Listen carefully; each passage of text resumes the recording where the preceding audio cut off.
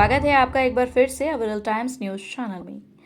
अरबपति उद्योगपति गौतम अडानी का कारोबार कई देशों में फैला हुआ है, जिसमें बांग्लादेश भी शामिल है। अडानी समूह वहां कई इंफ्रास्ट्रक्चर और पावर प्रोजेक्ट्स पर काम कर रहा है। मौजूदा समय में बांग्लादेश में राजनीति अस्थिरता के बीच अडानी ने वहां की नई अंतरिम सरकार से 50 करोड़ डॉलर यानी कि लगभग 4,200 करोड़ रुपए का बकाया भुगतान जल्द करने की मांग की है। यह रकम लगातार बढ़ती जा रही है। अगर बांग्लादेश पेमेंट करने में देरी करता है तो बांग्लादेश को दी जाने वाली बिजली की सप्लाई पर असर पड़ सकता है। हाल ही में बांग्लादेश पे आंतरिक कलह के चलते शेख हसीना को प्रधानमंत्री पद से इस्तीफा देकर देश छोड़ना पड़ा था। इसके बाद बांग्लादेश में नोबेल पुरस्कार विजेता मोहम्मद यूनुस के नेतृत्व में नई अंतरिम सरकार का गठन हुआ। नई सरकार अडानी ग्रुप को बिजली का पेमेंट करने में देरी कर रही है। फाइनेंशियल टाइम्स की एक रिपोर्ट के मुताबिक बांग्लादेश 500 मिलियन डॉलर के पेमेंट में पिछड़ गया है। पेमेंट यह कमी यूनुस के प्रशासन के लिए गंभीर चुनौती बनकर उभरी है।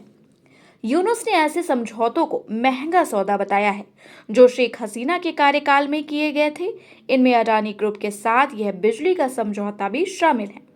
आपको बता दें कि अडानी ग्रुप अपने 1600 मेगावाट के गोडा संयंत्र से बिजली की आपूर्ति करता है। यह बिजली बांग्लादेश को भी दी जाती है। एक बयान में अडानी पावर ने कहा कि बढ़ते वित्तीय तनाव के बावजूद वह बांग्लादेश को बिजली की सप्लाई देना जारी रखेगा। कंपनी ने कहा कि हम बांग्लादेश सरकार के साथ लगातार बातचीत कर रहे हैं और उन्हें इस अस्थिर स्थिति से अवगत करा दिया है। कंपनी ने कहा कि हम न केवल अपनी सप्लाई कमिटमेंट को पूरा कर रहे हैं, बल्कि अपने कर्जदाताओं और आपूर्तिकर्ताओं के प्रति कमिटमेंट को भी पूरा कर रहे हैं। कंपनी ने कहा कि वर्तमान में हमारा गोडा प्लांट भारतीय ग्रिड से जुड़ा हुआ नहीं है।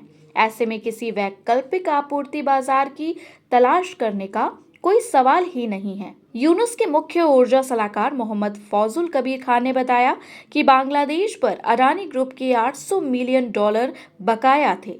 इनमें से 492 मिलियन डॉलर का पेमेंट करना बाकी है। उन्होंने कहा कि अंतरिम सरकार अपनी अर्थव्यवस्था को स्थिर करने के लिए वर्ल्ड बैंक सहित अंतर्राष्ट्रीय कर्जदाताओं से वित्तीय सहायता मांग रही है।